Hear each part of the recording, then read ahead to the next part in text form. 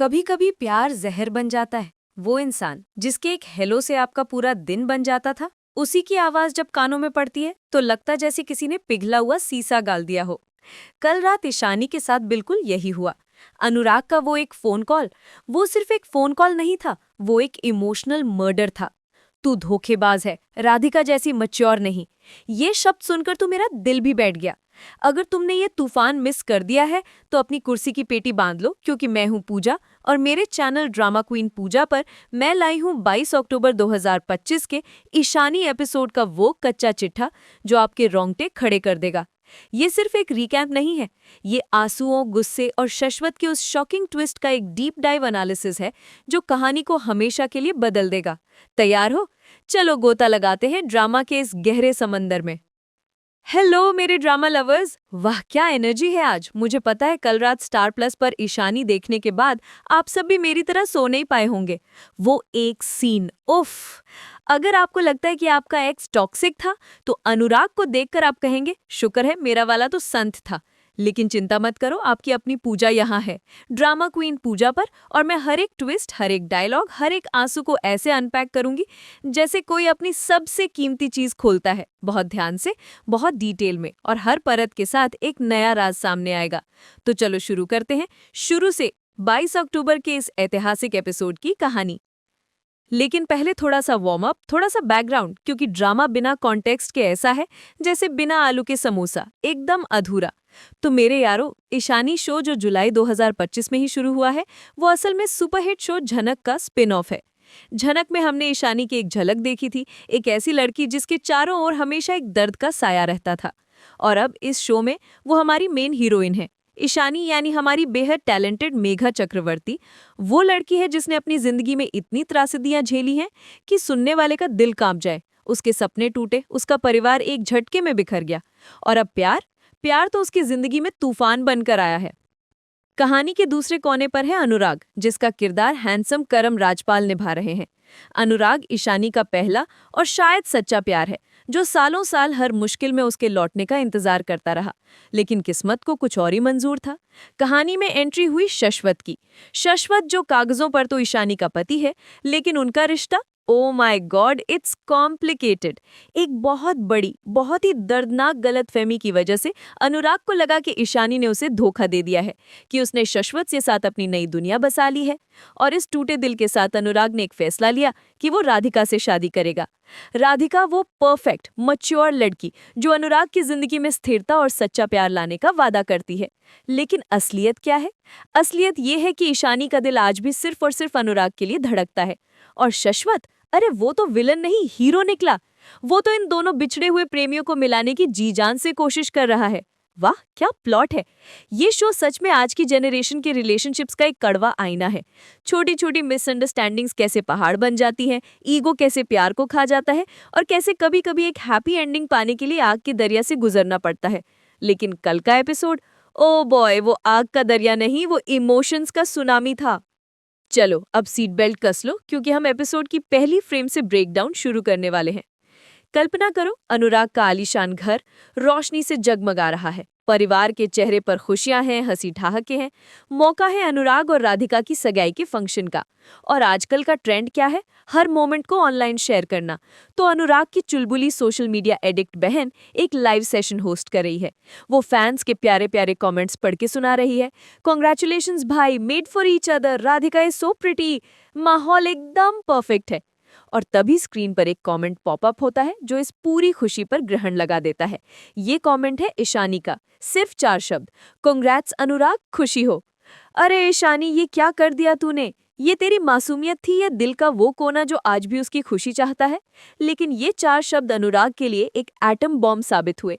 अनुराग वो कमेंट पढ़ता है और एक पल में उसके चेहरे का रंग बदल जाता है। उसकी मुस्कान गायब हो जाती है, आंखें गुस्से से सुलगने लगती हैं। बगल में बैठी राधिका भी वो कमेंट पढ़ लेती है और उसके चेहरे पर भी एक अजीब सी शिकन आ जाती है। अनुराग का चेहरा गुस्से से तमतमा उठता है। वो अपनी बहन पर चिल्लाता है, ये लाइव बंद करो अभी के अभी। और झटके से उसके हाथ से फोन छीनकर मेहमानों की भीड़ से दूर एक कोने में चला जाता है। दोस्तों, यहीं से उस तूफान की शुरुआत होती है जो सबकी जिंदगियां हिलाने वाला था। अनुराग अपनी कॉन्टैक्ट लिस्ट में उस नाम को ढूंढता है जिसे वो शायद डिलीट करना चाहता था लेकिन कर नहीं पाया, ईशानी। वो डायल बटन दबाता है। रिंग रिंग, हर रिंग के साथ अनुराग का गुस्सा बढ़ रहा है। दूसरी तरफ ईशानी, जो शायद अपने अकेलेपन से जूझ रही थी, फोन उठाती है। उसकी आवाज में एक मासूमियत है, एक अनभिज्ञता। हेलो। और यहाँ अनुराग का ज्वालामुखी फट पड़ता है। वो चीखता नहीं है, वो दहाड़ता है। तेरी प्रॉब्लम क्या है ईशानी? ईशानी बेचारी इस अचानक हमले से कांप जाती है। वो पूरी तरह से कंफ्यूज्ड है। क्या क्या हुआ? तुम इतने गुस्से में क्यों हो? अनुराग की आवाज में कड़वाहट और नफरत का ऐसा घोल था कि सुनने वाले का कलेजा फट जाए। वो कांग्रेट्स वाला मैसेज क्यों भेजा? इसकी कोई जरूरत नहीं थी। दुनिया को दिखाने की कोशिश कर रही हो कि तुम कितनी महान हो। ईशानी अपनी कांपती आवाज में कहती है, नहीं, मेरा वो मतलब नहीं था। हम दोस्त तो है ना। ओ माय गॉड, दोस्त! ये शब्द सुनकर तो अनुराग के अंदर का लावा उबल पड़ता है। दोस्त? तू कभी मेरी दोस्त थी भी नहीं और ना ही कभी हो सकती है। दोस्ती का मतलब भी पता है तुझे?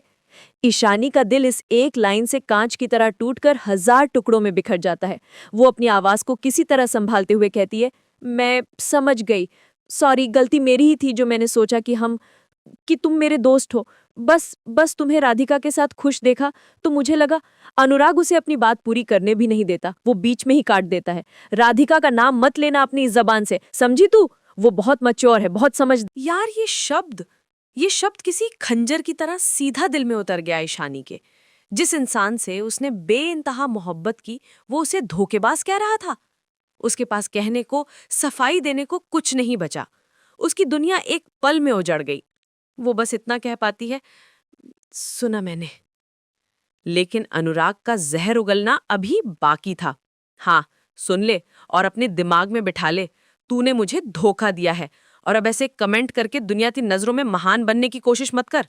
ईशानी, जो अब अपने आंसुओं के समंदर को किसी तरह अपनी पलकों के बांध के पीछे रोके हुए थी, कहती है, जाओ अपनी फैमिली के साथ सेलिब्रेट करो, मेरी वजह से अपना मूड खराब मत करो।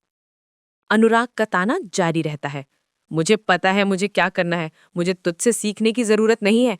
मेरी माँ खुश है, मेरा परिवार खुश है और मैं भी बहुत खुश रहूंगा। अब आता है ईशानी का वो एक सवाल जो अनुराग के झूठे और खोखले गुस्से के मुखौटे को एक पल के लिए उतार फेंकता है। वो हिम्मत करके पूछती है, क्या तुम सच में खुश हो अनुराग? एक पल के लिए फोन के दोनों तरफ एक गहरा सन्नाटा छा जाता है। अनुराग थोड़ा लड़खड़ाता है। शायद एक पल के लिए उसका दिल उसकी ईगो पर हावी हो गया था। लेकिन फिर वो अपने जख्मों को कुरेदता है और भी ज्यादा कड़वाहट के साथ कहता है, हाँ, मैं बहुत खुश हूं। तुम्हें क्या लगा था कि मैं रो रहा हूंगा तुम्हारे लिए, कि मैं कहूंगा कि मैं तुम्हें मिस करता हूं? मेरी शादी राधिका से हो रही है, तुमसे नहीं, और ये मेरी जिंदगी का सबसे अच्छा फैसला है।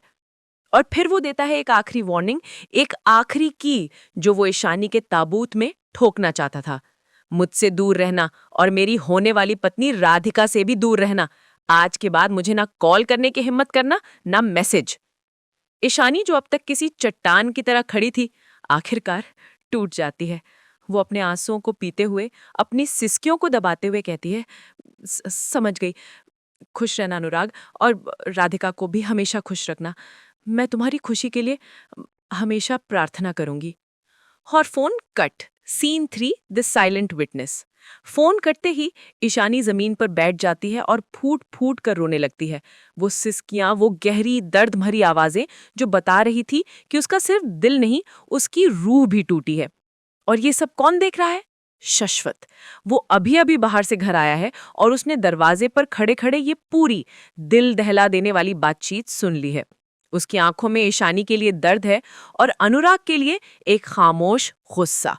दोस्तों, इस सीन के बैकग्राउंड में एक बहुत ही दर्द भरा गाना बजना शुरू हो जाता है और कैमरा धीरे धीरे ईशानी के बिखरे हुए चेहरे पर जूम करता है। उसके गालों पर लुढ़कते हुए आंसू, हर आंसू एक कहानी कह रहा था। लेकिन रुकिए, कहानी का दूसरा पहलू भी है। दूसरी तरफ अनुराग फोन काटने के बाद अकेला खड़ा है। वो गुस्से में कांप रहा है, लेकिन जैसे ही वो आंखें बंद करता है, उसके दिमाग में ईशानी के साथ बिताए हुए खूबसूरत पल किसी फिल्म की तरह चलने लगते हैं। वो पहली बारिश में एक साथ भीगना, वो समंदर किनारे की रोमांटिक वॉक जहां उसने ईशानी के बालों से रेत हटाई थी, वो हंसी मजाक, वो एक दूसरे को किए हुए वादे। एक पल के लिए अनुराग का चेहरा नर्म पड़ जाता है। उसकी आंखों में गुस्सा नहीं, पछतावा दिखता है। लेकिन फिर उसका ईगो, उसका जख्मी मर्द का अहंकार वापस आ जाता है और वो खुद से कहता है, नहीं, मैं सही हूं, मैं राधिका के साथ ही खुश हूं। और अब आता है इस सीन का सबसे बड़ा, सबसे धमाकेदार ट्विस्ट। राधिका ने ये सब कुछ सुन लिया था। वो दरवाजे के पीछे खड़ी थी और उसने अनुराग की पूरी बात सुनी। उसने अनुराग के मुंह से ईशानी का नाम सुना, उसने उसके गुस्से में छिपे प्यार को महसूस किया। वो शौक में है, उसका चेहरा पीला पड़ गया है और बिना एक भी शब्द कहे वो वहां से चुपचाप चली जाती है। वाह, क्या सीन था!